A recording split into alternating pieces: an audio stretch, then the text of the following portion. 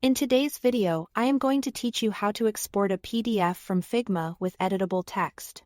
If you've ever exported a PDF from Figma and discovered your text turned into shapes you can't edit, this walkthrough will help you keep your type fully selectable and editable in the final file. First, let's try the straightforward Figma export.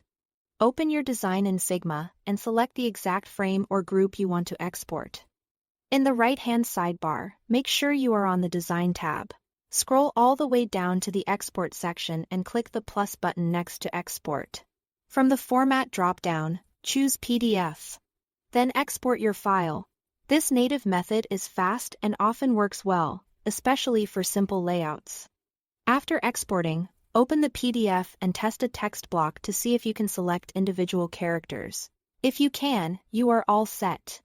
If your text isn't editable, use the SVG to PDF workaround, which is the most reliable way to preserve live text.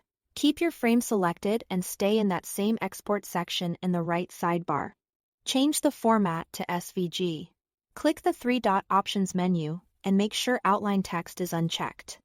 This is the key setting. Leaving it unchecked tells Figma to keep your text as text rather than converting it into vector outlines. Now export the SVG. Next, convert that SVG to a PDF. If you have Adobe Illustrator, open the SVG there and use Save As to create a PDF. This route typically preserves text layers cleanly. If you don't have Illustrator, use a trusted online converter, like CloudConvert. Upload your SVG and convert it to PDF.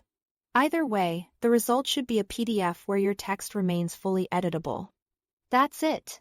Thanks for watching.